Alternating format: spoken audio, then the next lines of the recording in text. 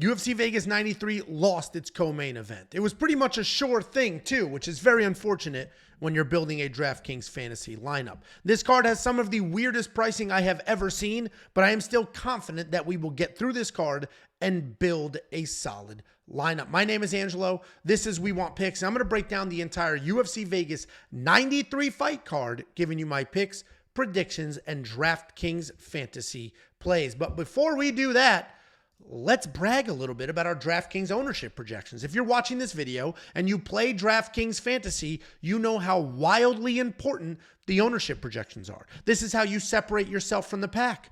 This is how you build that lineup that takes down a ton of cash.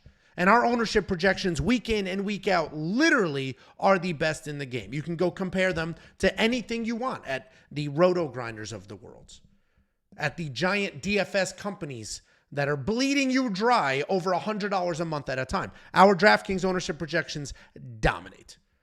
Our projections last week had a 3.8% margin, which was light years ahead of everybody else in this space. And those DraftKings ownership projections are helping our community take down giant tournaments. Our community has won over $545,000 playing DraftKings Fantasy in the last 6 months. And these aren't just regular people. These are premium members. These are the people that have gone to the website, signed up, used the tools, used the insight, used the ownership projections to build their lineups and take down money. The only thing you need to do to unlock everything is go to WeWantPicks.com and click Become a Member. It's freaking $10. These ownership projections alone are worth far more than $10. And those ownership projections will be preloaded into the DraftKings Optimizer. This will build your lineups for you. It'll use the ownership projections, the scoring projections. It'll use that information and that insight to build its lineups. It'll spit out one lineup. It'll spit out 150 lineups. It's only $10 a month to unlock the projections, to unlock the optimizer, to unlock the slate sleuth. It's only $10 a month to unlock everything you have ever wanted or needed heading into a fight weekend. Just go to WeWantPicks.com, click Become a Member at the top. It's only $10 for an entire month. And let's not forget, this month includes UFC Vegas 93, UFC Saudi Arabia, and the new UFC 303. Let's go ahead and break down this card. It's lying. DraftKings is lying to you. They say there are 13 fights on this card. There are not 13 fights on this card. The lie detector detected that is a lie. Because we lost the co-main event. Ikram Aliskirov is moving to next week's card in the main event slot instead of just absolutely bodying the boyfriend of Mackenzie Dern. But let's go ahead and break down this card. We will start at the bottom. We work our way to the top. Opening up the card, at least according to DraftKings, I do not believe this is the fight order, but it is what it is. We have Josefine Knutsson taking on Julia Polastri. And this has a lot of people split. I believe in Josefine Knutsson. Josefine Knutson's a very good striker. She's got good volume. She's an accomplished kickboxer before she moved over to MMA, and she moves forward with pressure and combination. She tries to overwhelm you, and then will quickly work in the wrestling. She's got nice takedowns, good control on the ground, and is a very complete, well-rounded fighter. She's had success in the UFC so far. She absolutely dismantled Marnik Man. She only put up 110 points, which is a bit surprising considering she had 3 takedowns, landed a bunch of strikes, 12 minutes of control time. Like, she bodied little tiny Marnik Man. But Josefine Knutsson has an interesting fighter in front of her because she's taking on Julia Polastri. Julia Polastri is also a kickboxer. She doesn't have the same technique that you'll get from Josefine Knutsson, but she does have some volume. She has an insane power. She can absolutely take your head off with a couple of punches. Her technique is clean, plenty of straight punches, plenty of clicks, and she's just going to move forward. You can't get her out of there no matter how hard you hit her, and she's just going to march forward like the Terminator, throwing power in your direction. The biggest issue here, though, is she doesn't have the best takedown defense. If you look at her fight, she was taken down by some very good wrestlers. Jasmine Jasudavicius, for example, who we absolutely love here. So it is hard to say, does she have trash takedown defense or is she just fighting really good wrestlers? Irregardless, I do think Josefine Knutsson's going to win this fight. I think Josefine Knutsson's takedowns are good enough. They looked great against Marnik Man, but she's just a tiny little thing. I think Josefine Knutsson wins this fight, and I think she does so with a lot of wrestling. And for that reason, I think she might be worth that $9,100. I think she gets the takedowns. I think she feels a little bit of the Julia power. I think Julia doesn't get out of there, right? She stands in front of her. She's getting hit. And then Josefine's like, fuck this. I'm shooting a takedown. And then she shoots a takedown. So Josefine Knutsson, I believe, wins the fight. And what's funny is they're both strikers. And I think the difference here is going to be the wrestling. Then we have Costa taking on Shayilan Nuerdanbieke. Costa was a bit of a prospect at one point, but he hasn't really been able to put it together.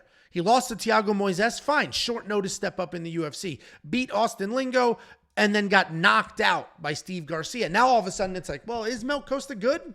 Is he actually good? And what's tricky here is he's got the skills to be good, but the decision-making isn't quite there. Costa is a good striker. He's got good, accurate, creative striking. He also is a very good grappler. The problem is he'll start grappling even though he's having success striking. And once he starts grappling, all bets are off. Your best tool, his biggest asset is his striking. He's accurate. He's fast. He's got some decent power there. But then he'll look to wrestle. 3 takedowns against Austin Lingo. He was outstriking Austin Lingo. Taking down Steve Garcia. Like, why are you shooting takedowns in these fights? It doesn't make sense. And he's putting himself in poor positions when he does that. And it's going to be a problem in this fight because he's taking on Shayilan Nuerdanbieke. Nuerdanbieke is a wrestler. He's a jacked dude, and he's a wrestler. Short little guy that's going to come forward, look to take you down. And if you're going to hang up against the cage with him, he's going to reverse the position, probably take you down. He's got a bully style. It's not the cleanest technique, but he's a bully. He'll push you against the cage. He'll plot forward. He'll throw big looping shots and then try to get you to the ground. And if Costa wants to keep distance and be the creative striker, spinning around, working things, offensively attacking with the striking, then Costa can and should win this fight. But he's a dumbass. And we've seen him be a dumbass. He's going to hold Shayilan against the cage. He's going to look for his own takedowns for no reason whatsoever. Shayilan's going to be big, strong, be a bully, and then probably reverse those positions and get the takedown. I'm not putting either one of these guys in my lineup. If you do want a solid underdog, I think Shayilan Nuerdanbieke makes a lot more sense at $7,700 than Costa does at $8,500. I actually do still think Costa wins this fight, despite calling him a dumbass, because I do think he's the better fighter. The issue will be how many times he's going to get taken down and held down. Can he work his way back up? Costa's got some good jiu-jitsu as well. He's the better overall fighter, and I'm going to go with the better fighter in this matchup, but he could very easily be wet blanketed here and do it to himself by engaging in grappling when he shouldn't be.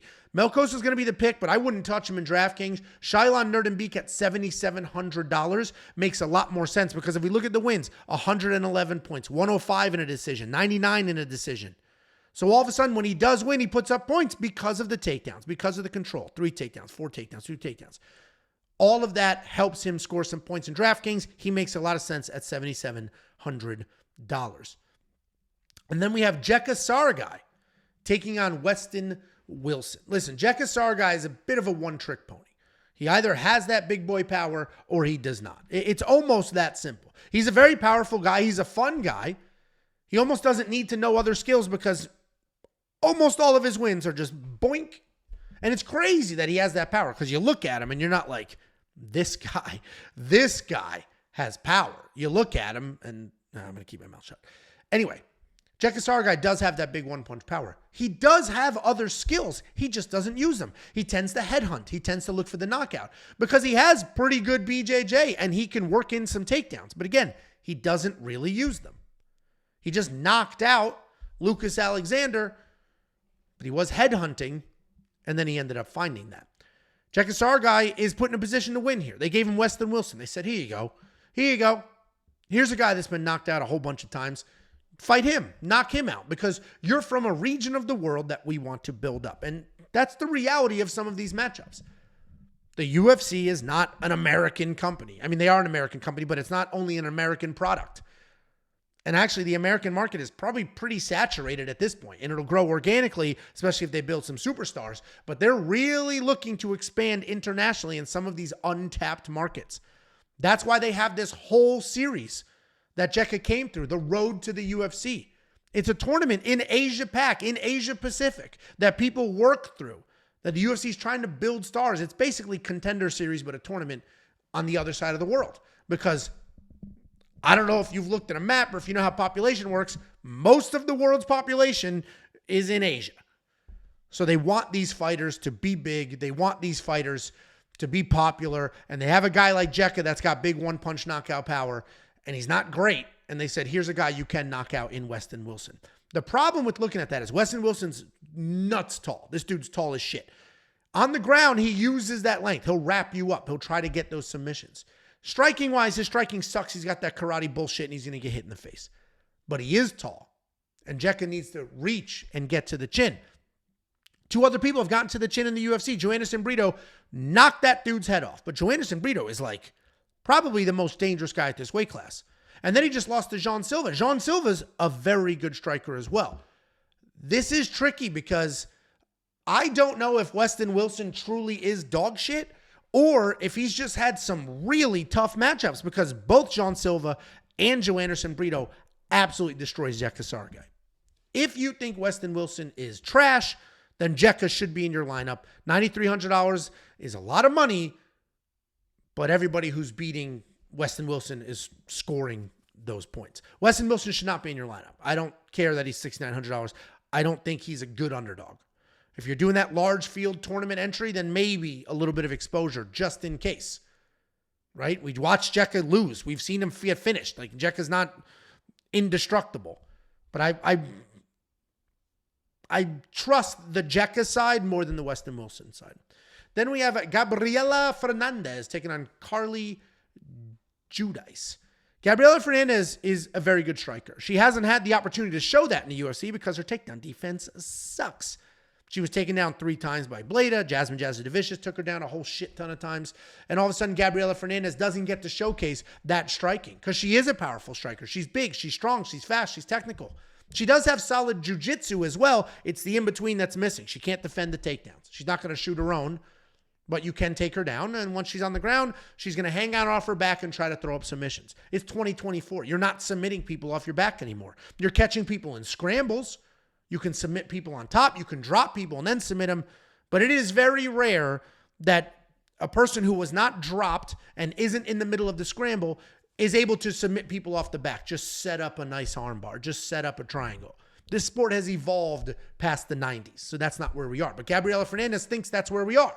So if she does get taken down and she's on her back, she's just jiu-jitsu nerding it. No effort to stand up, no effort to create a scramble, just hanging out on her back, trying to work a submission, which in all likelihood isn't going to work, and we've seen it not work. But she is a striker, a good, powerful, technical, and accurate striker. And this is finally a fight where she's going to get the opportunity to show us that. Because Carli Judice is not, first of all, Crispy is her nickname. That's a fucking sick nickname. Crispy. Anyway, Carli Judice is a striker as well. A very busy striker who's constantly moving forward. She's got decent combinations, good volume. She does a good job mixing in punches and kicks. She'll alternate between the two very quickly, and she won't even land a kick to start or finish an exchange. She'll be like, bop, bop, kick, bop, bop. Like just in the middle of her combinations, she's throwing up kicks. She's very fun. She can be taken down. I don't think that's going to matter here. She's coming off that close decision loss on the Contender Series, which you don't see because DraftKings doesn't work for the Contender Series. I think Carli can absolutely win this fight. I think her nonstop forward pressure can be a little bit too much for Gabriella. Gabriella's the better striker, though, and she's going to be the more dangerous fighter. And frankly, you're going to get the better striker who hits harder in a mostly striking matchup. You got to go that direction. Gabriella Fernandes has to be the pick. Gabriella is not worth her price tag. Without the grappling and without the reality of a finish here, you're just not worth the money. DraftKings scoring leans very heavily for finishes and very heavily for grappling.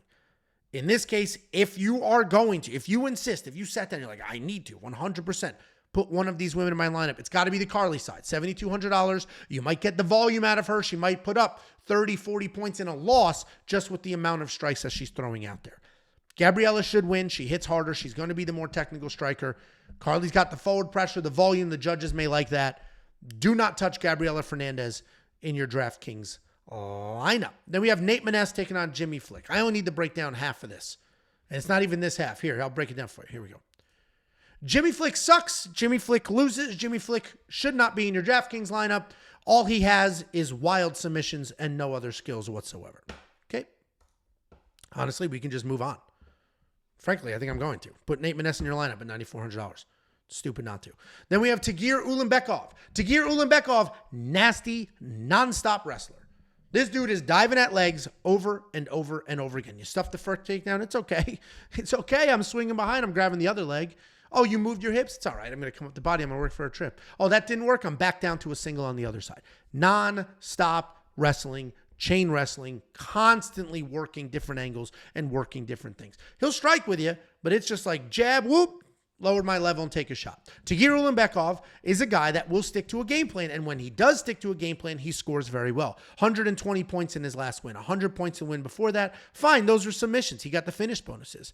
But in the Nascimento fight, 93 points, 85 points in the Silva fight, 5 takedowns, 4 takedowns. 2 takedowns in his Tim Elliott loss. The reason he lost to Tim Elliott is because Tim Elliott dictated the wrestling pace. Tim didn't wait.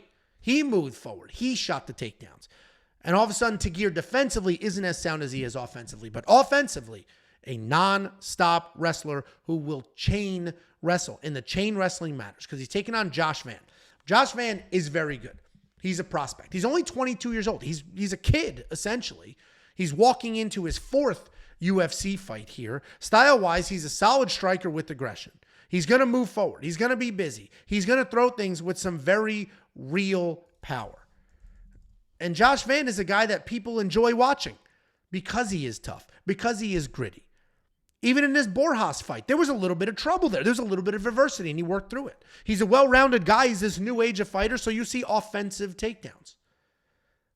This is the toughest fight that Josh has ever had. Because even if he's working takedown defense, it is very different to have your hips against the cage, widen your legs, stuff ahead, work the hands, and defend takedowns in a gym than it is to be in the middle of an octagon trying to change direction 15 times while Tagir Ulanbekov's feet never stop. Tagir's going to get a leg and his feet don't stop. He's going forward. He's going to left. He's changing directions. He's pulling. He's pushing. He's coming up. I don't think Josh Van is going to be able to defend all of these takedowns. Josh Van is a dog, though, and may have some success. He might have success early and then fade and get frustrated with the nonstop wrestling, or he may have success late if Tagir starts to slow down. I do think Tagir wins this fight. I think it'll be wrestle heavy. We talked about it. DraftKings appreciates wrestlers. I don't know if I'm going to spend the money on Tagir, though, because there are a few other spots where about the same price, I'm far more confident. Because Tagir could end up with a bunch of takedowns, but nothing else. Either way, I do think Tagir wins this fight. $9,100 is certainly a price that is, $8,900 is certainly a price that is worth an extra look. And frankly, if you're doing multiple lineups, he should absolutely be in a few. I will probably end up with him in my lineup, but let's talk about the rest of these fighters first. Then we have, we did Ulanbekov. We got Quinlan and Fugitt. Then we have Josh Quinlan. He's an interesting guy because you look at this chart and you tell me when USADA showed up. And that's a misleading statement because he had already been popped for USADA when he came back and beat Witt. But then he lost to Waters, lost to Barlow. What you don't see on here are all the fights before this when he was a killer and he was knocking people out and he looked fantastic. The win on the Contender Series. And then he got popped by USADA, got suspended, and he hasn't been the same. But Josh Quinlan is a dangerous striker. He does have some very real power. He's got 2 wins in the UFC, and that's in quotes because Contender Series is not the UFC. I don't know if a lot of people realize that or not, but Contender Series is its own promotion. It is not the UFC. It's Dana White's promotion.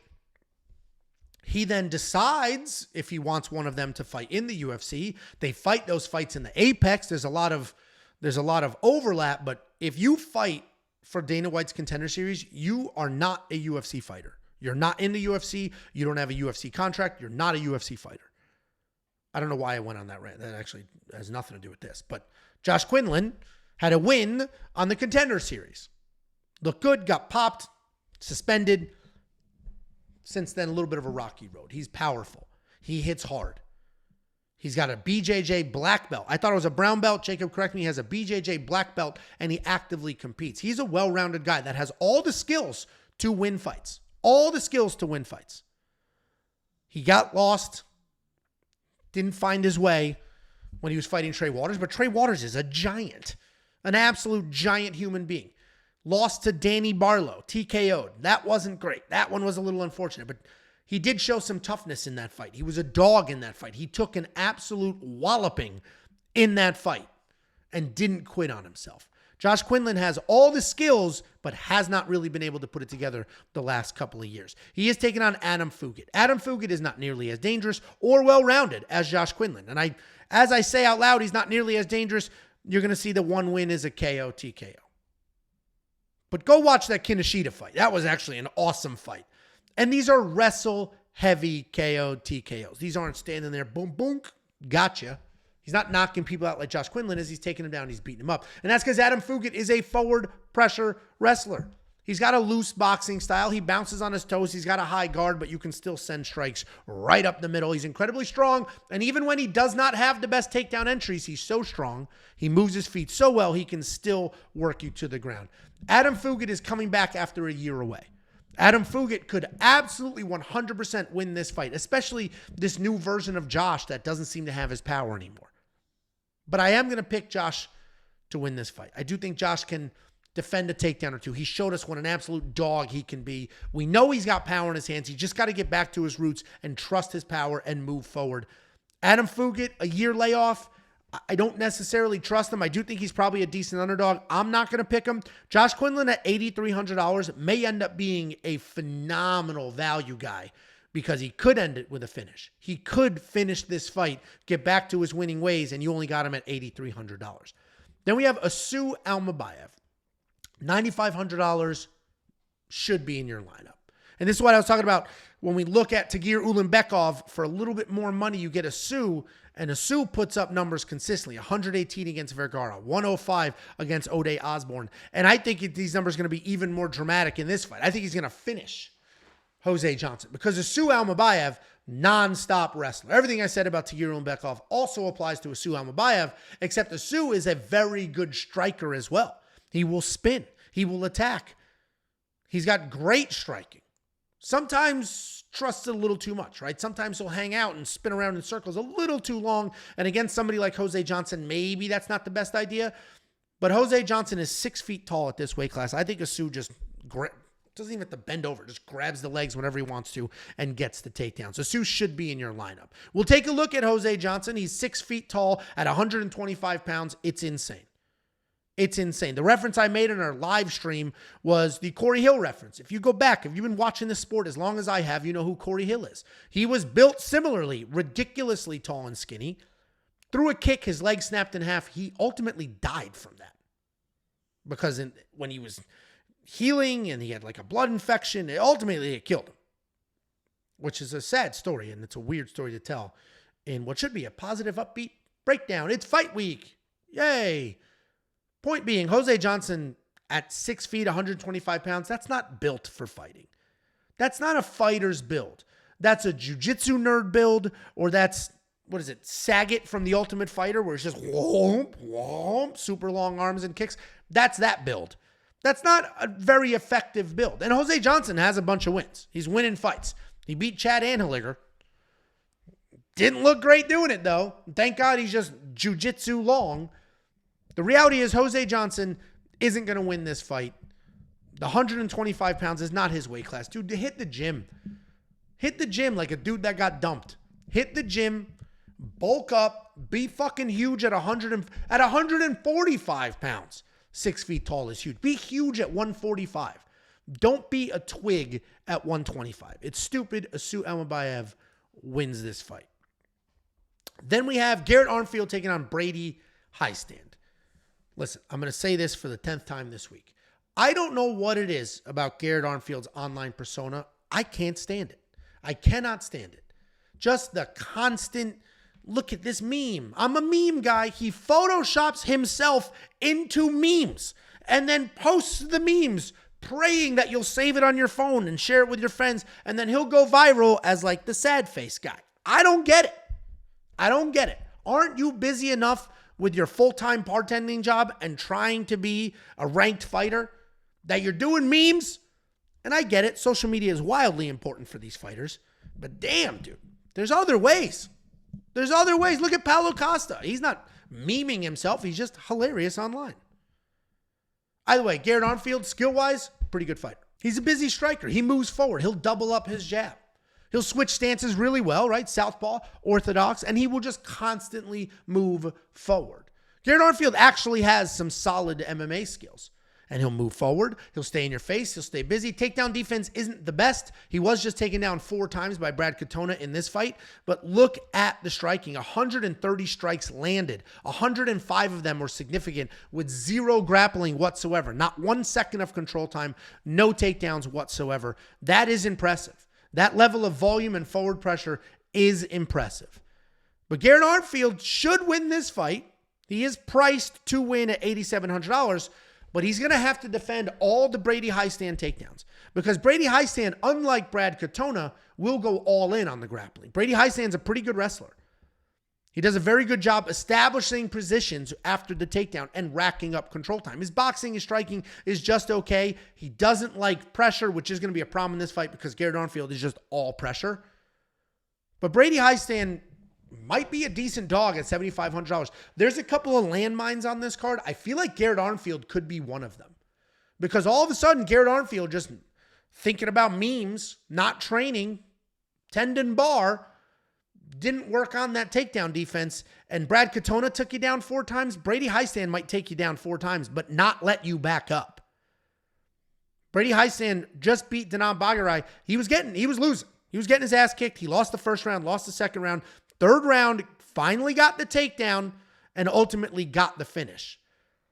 Brady Hiestand's not a quitter. He's a guy that will stick with the game plan, take a beating. Garrett Armfield, not dangerous at all. I'm not putting Garrett Armfield in my lineup. Even in that win over Brad Katona, he only scored 77 points. I'm not going to spend the 8,700 points to get 77 points out of the guy, especially fighting somebody who's going to wrestle more, which means getting the striking going might be a little bit harder. I think Brady Hiestand makes more sense for your DraftKings lineup than Garrett Armfield, even though I do think Garrett Armfield and that forward pressure might actually get the win. Then you have Timmy Cuamba, grown man, Timmy Cuamba, and he is taking on Lucas Almeida. And this is a fight that have a lot of people spit. A lot of people all over Timmy Cuamba. I picked Lucas Almeida to win, and people were like, I love it. I love the pick, bro. Yeah. And that does tend to be the reaction when you pick an underdog. People just are obsessed with plus money, and I get it.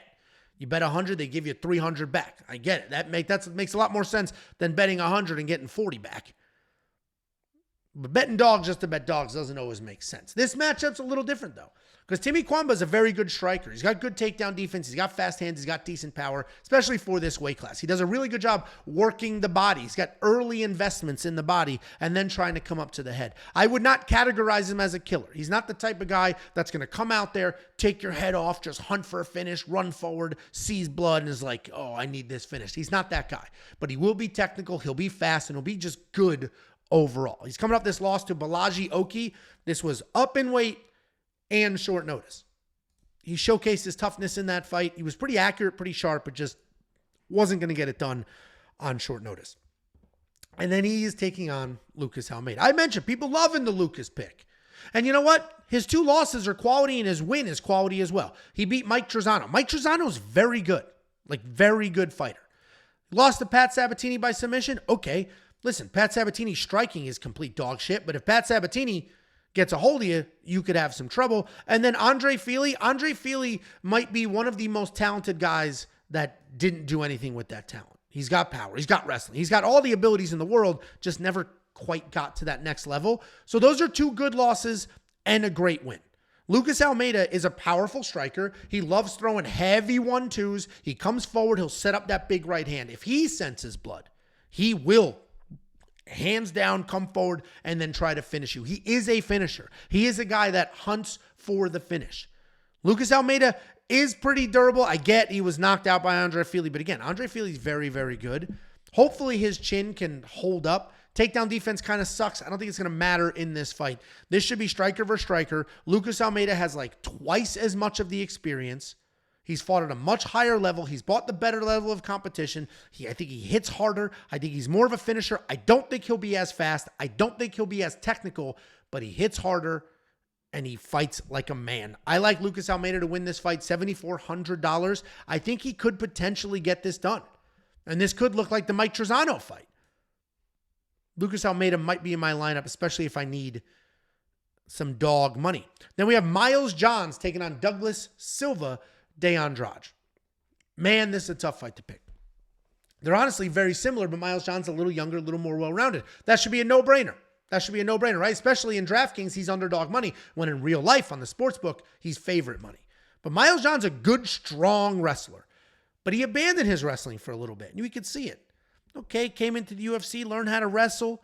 All right. Boom, knocked some fool out. Boom, knocked another fool out. I never need to wrestle again. What do I need to wrestle for? I'm knocking people out.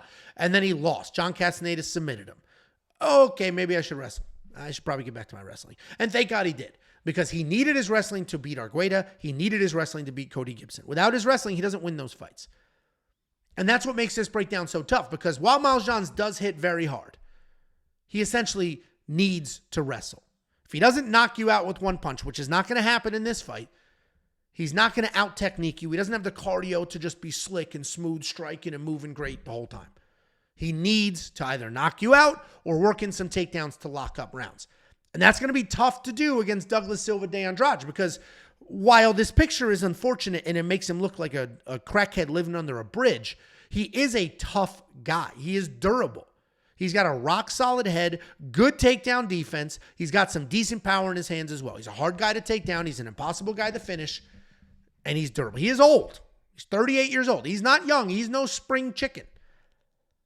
But he can hang, and he can bomb. So Miles Johns is going to need to outstrike the guy, which he probably should be able to do that. He should be faster. He's going to need to take him down, and that's where I don't know if it's going to happen. Taking down Douglas Silva de Andrade, he's going to have to do it early while he still has some gas, because thinking he's going to sneak out a takedown at the end of the third round to solidify that round isn't something that I would guarantee. It's not something I would bet on, because Douglas Silva de Andrade, very durable guy, a guy that's very hard to take down, plenty of cardio, can hang out the whole time. He has fought a who's who of multiple division champions. And I mean, he's been around forever. He's fought the best of the best. I do think Miles Johns wins. $8,000. Let's look at Miles Johns again very quickly. The problem is he only scored 74 in a win against Cody Gibson, and this could look exactly like that. He has quite literally never covered his salary, ever. You can't have Miles Johns, and I'm not going to have Douglas Silva de Andrade because I don't think he wins either. Then we have the main event of the evening. Pick your side. Pick your side. It's 5 rounds. You're going to need one of these fighters in your lineup. If you are on the Tatsuro Taira side, if you are on the side of, one of the best prospects on the planet in this division, he's 24 years old. He's got 12 finishes on 15 fights. You have to have him in your lineup if you're on that side. He scores a ton of points. He always covers his salary. He's the guy you're going to need to have in your lineup if you are on that side. If you're not on that side, and you're on the Perez side, you need him in your lineup as well. We have 5 rounds to work with. Certainly, if there's a finish here, it's going to be on the Tatsuro Taira side. I mentioned he's a very, very good grappler. He finally got his first standing knockout win in the UFC. He's a good prospect. He's young. He's learning very, very quickly, and he's doing the things he's supposed to do. Where I will fault him, his wrestling kind of sucks. To be as good of a grappler as he is, I don't love his takedowns. They're not great takedowns. And he might struggle taking down Alex Perez, because Alex Perez, while he went 4 years without a win before knocking out Matheus Nicolau, he is good. And I've sort of changed my tune. The Muhammad Mokaev fight and then the Nicolau fight, I've changed my tune. He could have won this Muhammad Mokaev fight. This was well within the grasp of winning. He defended 17 takedowns. He was taken down 3 times, defended 17 takedowns. The biggest issue in this fight is he didn't do anything. He defended takedowns, and then he was afraid to throw because he was so worried about the takedowns. If he was busier, if he let his hands go, if he worked in that fight after defending the takedowns, he would have won that fight. Then he came out, he fought Matheus Nicolau in a short notice main event. Look at this, 3-2, 427. 5 weeks later, boom, give me a main event. Short notice, wasn't booked to fight, stepped up, knocked out Matheus Nicolau very, very quickly. Knocked him out. Moved forward, big power, got it done. It was a second round, but he knocked him out, and he looked good doing it. So now we got Alex Perez, who we knew had phenomenal leg kicks because he stopped Jussier Formiga with leg kicks. We know he's got great takedown defense because he defended 17 takedowns from maybe the best or top 3 wrestler in the division. And now he's got one-punch knockout power in his hands. And he's young. You'd think he's old because he's been in the UFC since 2017, but he's a young guy. I think Alex Perez could absolutely win this fight. I think it's going to come down to how good actually is Tatsuro Taira, because he hasn't fought anybody nearly as good as Alex Perez yet. And maybe he hasn't fought them because obviously he hasn't had that opportunity, but maybe he is better. Maybe he's phenomenal and he just hasn't had the opportunity to fight somebody as good and well-rounded as Alex Perez. He's just been beating up bums that they hand him. What I will say, I'm going to pick Alex Perez. You pick, don't let me convince you. If you started this video on the Tatsuro Taira side, don't leave this video on the Alex Perez side. Don't let me change your mind. I'm just telling you how I feel. I think Alex Perez can win this fight. Before you tell me, oh, look at all these submissions. First of all, Figueiredo submitted him when Alex Perez shot a takedown. Alex Perez attempted a takedown and got guillotined. Okay, so it's not like he got out-grappled. Pantoja did out-grapple him. Pantoja's the current flyweight champion of the world. The current champion. Right now, he's the champion. Okay, so, he got submitted by the champ. Big deal. He got submitted by the previous champ when he overextended himself shooting a takedown. Big deal. Outside of that, you're going to see a whole bunch of wins. Oh, Joseph Benavidez finished him. Joseph Benavidez, the guy fought for the belt multiple times in 2018. Okay, look at all these other wins. And the last thing I'll say here is Tatsuro Taira almost got finished twice by Edgar Chairez. Edgar Chairez dropped his ass, almost guillotined him. I think Alex Perez gets the win, but we'll see what happens. Guys, that's the breakdown. Become a freaking premium member. Look how much money these other premium members are making. I'm not making this shit up. This is all public. They tweet these to me. I retweet them. I share them. These are in the Discord. This is not a coincidence. Because those people have access to the best DraftKings ownership projections on planet Earth. They have access to the Slate Sleuth, to the DraftKings Optimizer, to the DraftKings cheat sheet, preloaded with scoring projections and ownership projections. Every single thing I just mentioned, plus a million other things, only $10 an entire month. WeWantPicks.com. Click Become a Member at the top.